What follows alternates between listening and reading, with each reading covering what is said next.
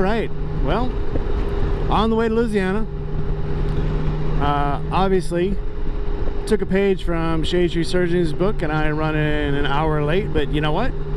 This is my time. If you're doing something for you and you got to rush yourself to do it where it's not fun, or you don't think you're gonna have fun because you forgot things, are you really having fun? No, probably not. So yeah, don't worry about being late. There's certain things you can't be late for, but two things you'll never be late for is your own funeral and having fun.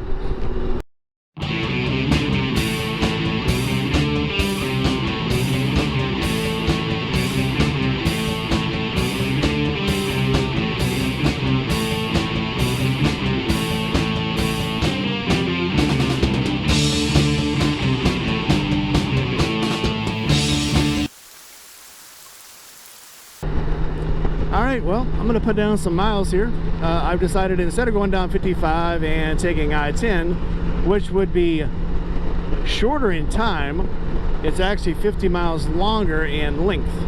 So, hey, it's 2022. I'm all about saving some gas and taking some back roads, and hey, I want to take the more scenic trip anyway, so that's what I'm going to do. Alright, so I'm going to hit the road. I have the 360. I'm going to try it out later when at my next gas stop. I'm going to put it on because then I'll be in some really scenic backcountry between Tunica and Alexandria. So I guess I'll see you then. The problem, I think, with any navigation today, you get the option to either go the quickest possible way by highway, or you get the option to go by the dirtiest, rockiest back roads possible, and there's nothing in between. So instead of taking 55 down to I-10, I am trying to take 69 all the way through Alexandria. So if I put it on avoid main roads, it's trying to put me on dirt roads and gravel roads, I guess because it thinks I have an ADV. Yeah, I haven't got there yet. But and if I leave it on main roads, then it keeps trying to divert me back to I-10. So for now, I know I want to get to Alexandria, so I had to put Alexandria in the phone and then leave Sulphur in.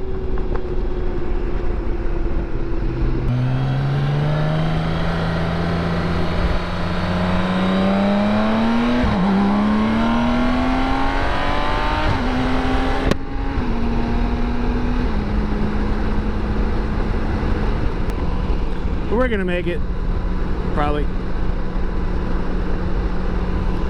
Look at this land though. Casinos over there. All this was farmland up until the casinos. Now it's farmland and casinos. Alcoholics, gamblers, and produce living in perfect harmony. So let's talk about something really important. Fanny packs. Alright, so Doodle obviously is a big proponent of the fanny pack, and let me tell you why. So I got a big one, so I got a big fanny pack. So here's what a fanny pack does for you on a motorcycle trip. A fanny pack will let you put your key, any other thing you need, like a wallet, a badge ID, reading glasses in my case, not for any of you younger fellers, emergency glasses if you need them, if you're one of those contact wearers that catch some wind in your eye and it goes flying. It puts everything at your hands. So on mine today, obviously I've got my channel stickers because that's easy to give out. I got my wallet when I don't have to dig for it when I get to the gas station or a convenience store. The key, obviously, and then eye drops. It pays to keep that stuff close to you on the bike where you don't have to dig for it. Now if you got a tank bag, maybe it's not that important, but if you're putting things like your key, your wallet, really important things you can't afford to leave on the bike in a tank bag, you're probably going to walk off and leave it when you get to the convenience store. With it like this, you're not going to walk off and leave it. So hey, that's my 2 cents. For a summer ride like this, maybe you don't need to put your wallet in there, you just put it in your pocket. But I have found most of my longer ride so far this year have been when it's cold and I have to wear other gear. So I'm wearing a jacket, I'm wearing riding pants, I'm wearing thermal pants. And if I was to wear, you know, if I was to put my wallet in my pocket, it's going to either be under rain gear or riding pants or a coat. And when I go to put my stuff back in my pocket, I may just drop it down my leg, or my jacket may be in the way, or might shove part of my rain jacket into my back of my pants. And then when I go to straighten my rain jacket, wallet goes in the wind. That's just me. Everybody's got their own preference. You know, we can talk about it. Tell me what you do. You know, tell me what your solve it is for when you're wearing a bunch of extra gear to be able to get to your key and your wallet and the things that you need on your trip. Hashtag long live the fanny pack. Back to the road. So far on this trip, averaging 40.4 miles to the gallon. The humidity is so high that it actually looks like it's raining up front, but nope, that's just looking through water droplets that if it was about 10 degrees cooler it would probably rain, but because it's so hot they're just suspended in the air and you end up wearing the rain instead of it falling on you. It's 92 degrees. It actually feels pretty good on the bike as long as you're moving. I stopped at a red light back at Tunica, and all of a sudden that it feels like 80 went to feels like 100. So Crossroads, Mississippi, very historic site. It is. We've all heard about the devil went down to Georgia. Well, we made a deal with the devil, bet his soul against a fiddle. Well, the blues singer in Crossroads was not that lucky.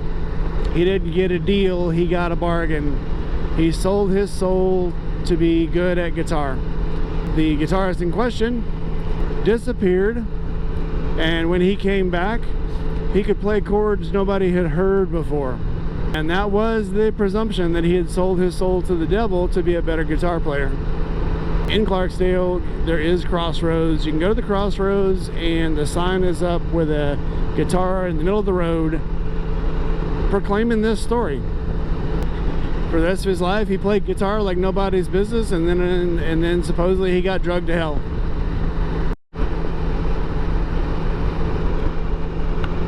I'm gonna say this is probably obvious to the people who do ride motorcycles, but this is where you feel alive. On a highway, doing 70, and all this beauty is around you. Sounds corny, it might sound kind of cheesy, but I mean, this is it. This is life.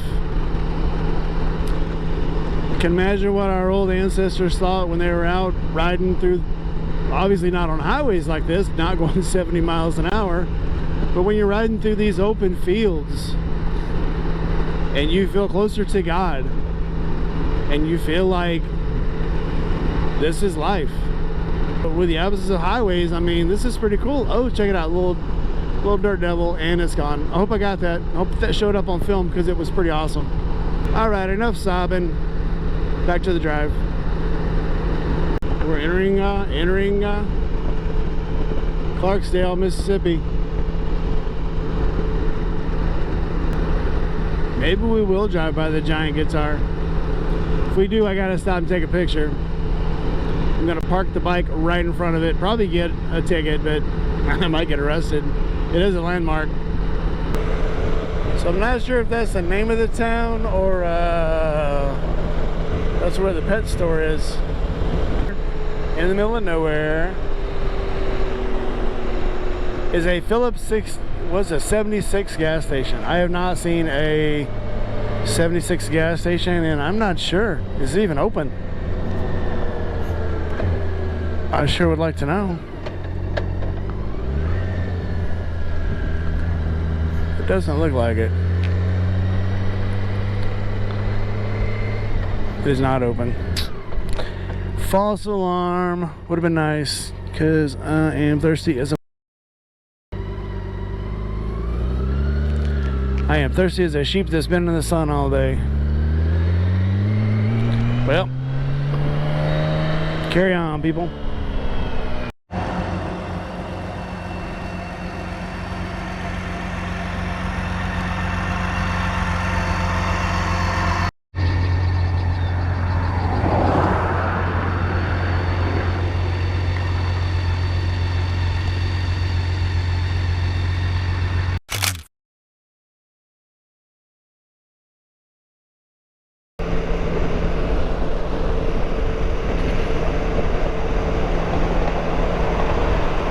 Welcome to Louisiana, or as we say in Louisiana, welcome to Louisiana. You hungry? I can't stop at that sign and take a picture, but there it is. I have no idea where we are. This sure is a nice little town. Well, if I win the lottery, I guess I'm gonna move here. I just gotta remember where I'm at. It's probably named Sugartown or something. It's that town between Alexandria and Monroe. There you go. Now we know. Okay. Hey, there's a water tower. Water towers have names on them. Columbia. Hey, welcome to Columbia, Louisiana. I actually think I've been here before. I think I've been here before when I was working for the crane company. Here.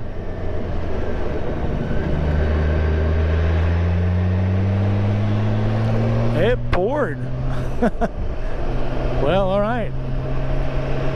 There's that.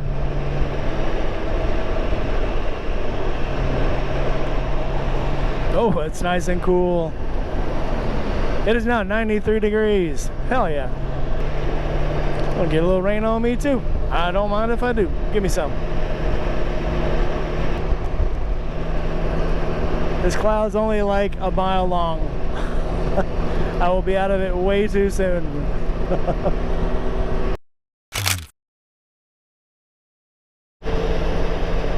Alright, so I did have to make a stop and wrap my wrists because I've got a double bar wrapping around my wrist in the area between my glove, my watch, and my sleeve. I had 2 lines on my skin exposed on both sides, and so now I have burnt rings around my arm. And with still 3 hours to go, I decided to stop and cover them up with my neckerchiefs. So, oh, by the way, hey, check out my Andy Ridge gloves. It's 100 degrees and they are still comfortable. I'm on the highway doing 80 and this lady's ahead of me on a motorcycle in flip-flops dragging her feet. Her feet are almost hitting the pavement. I'm getting a video of this. Okay, she's the passenger and there are no foot pegs, so her feet are almost dragging the ground. She does not look like she's having a good time at all. And you could do something, right?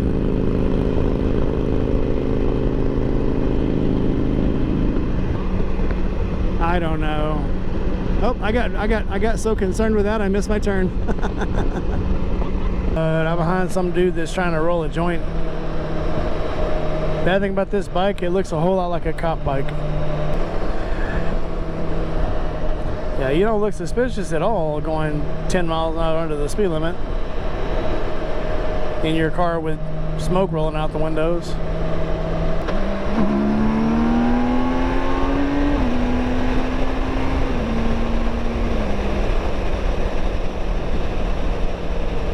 I like that. So when I was a kid, that was an Indian reservation. Now it's a casino. Crazy. So those are crawfish farms. That's where your crawfish are grown that you eat in restaurants.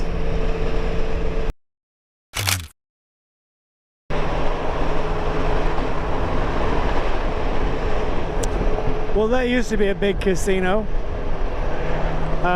It's a meth market now.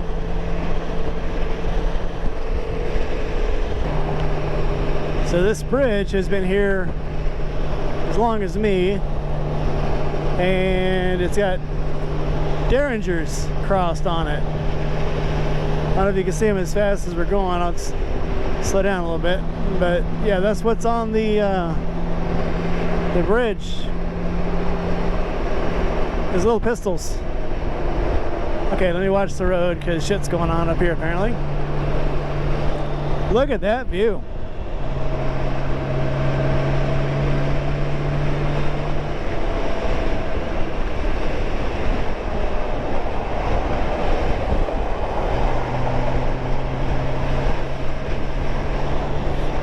And now I can smell this pot. It's almost like I'm back in Memphis. So much pot here that you can, it's floating in the air. No, wait, hang on, that's Westlake. That's the refinery. Never mind. Popo got him somebody. So I did make it to Louisiana, and this is something that we kind of have. It's kind of exclusive to us. It's a drive-through daiquiri bar. So let's go in and see what they got.